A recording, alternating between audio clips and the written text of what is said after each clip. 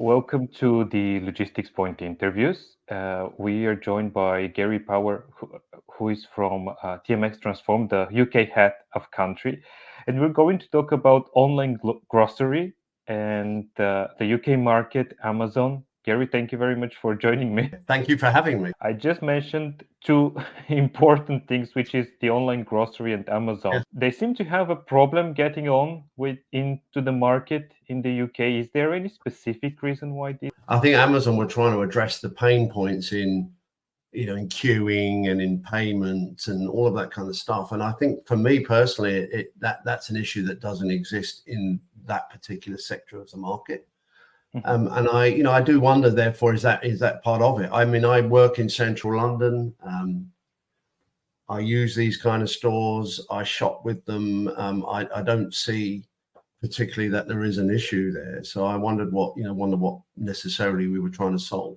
But I think also that there is an element of trust here too. We're comfortable buying foodstuffs, particularly from a certain grocer or a certain store that we, over many years we've come to trust. So do we have that same trust in sort of Amazon that they're going to bring that kind of quality to the market? How would you describe the peak season you just mentioned, the word recession? Is it going to be successful? Is it going to be normal? Is it going to be very bad? People I speak to, we work with a number of very large retailers. And again, anecdotally, the evidence is that it is going well. I think the issue affecting everybody right now is probably returns largely as well. That's going to have a big impact. You'll be very well aware of some of the big names that are now starting to charge for returns.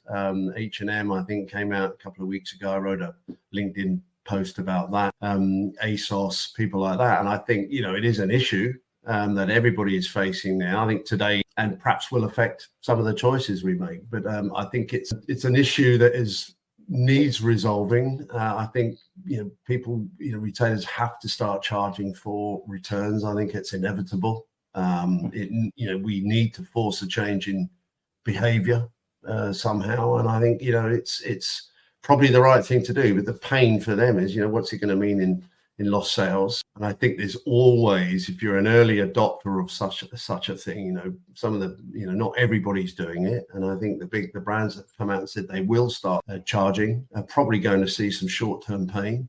But I think it is something that absolutely needs to be tackled, and I think it's probably being tackled in the right way. Is this a signal that there has been kind of a change of mindset for retailers? And I also would bring here the consumer as well. Or are they at the moment, retail and consumer, at the two different ends of the spectrum? To a degree, they are at different ends of the spectrum. And I mean, I speak from, again, someone in the industry, but someone with 3 teenage kids. Retailers have to do something. I mean, I've been in many this last week. I've been in a couple of DCs around the country, and I see the pain that this is causing. And we know, forget almost the economic impact of it, but look at the sustainable impact upon this as well. I think everyone will have to make that kind of move soon enough. But as a consumer, of course, we've got used to not paying for things, right, for returns. So let's order 3 or 4 items in different sizes and different colors, and we'll see which one works, and send the rest back. I don't think we can continue to do it. Where does this leave companies that are trying to enter this market, which is very competitive, but has changed so much? Some great other supply chains out there operating very well. I think Next particularly have a very good sort of online position.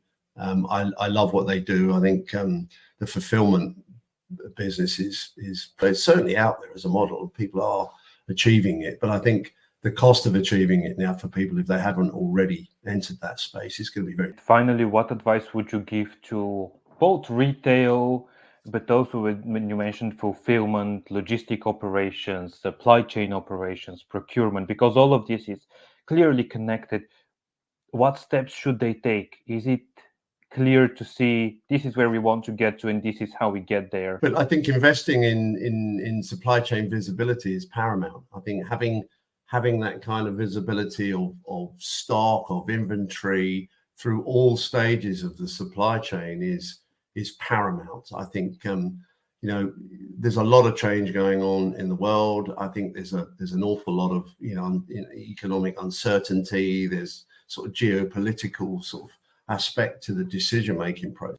So I think also strengthening partnerships with through forward thinking, planning, building some resilience into the supply chain is vital. You have to plan for the bad times as well as the good ones, of course, and I think that's something that needs a longer term view. Yeah, it's a difficult balancing act, but I think there's visibility for me is paramount. We need to be able to make informed decisions on factual information, and investments in the right kind of tools to help you do that are going to be vitally important in my mind.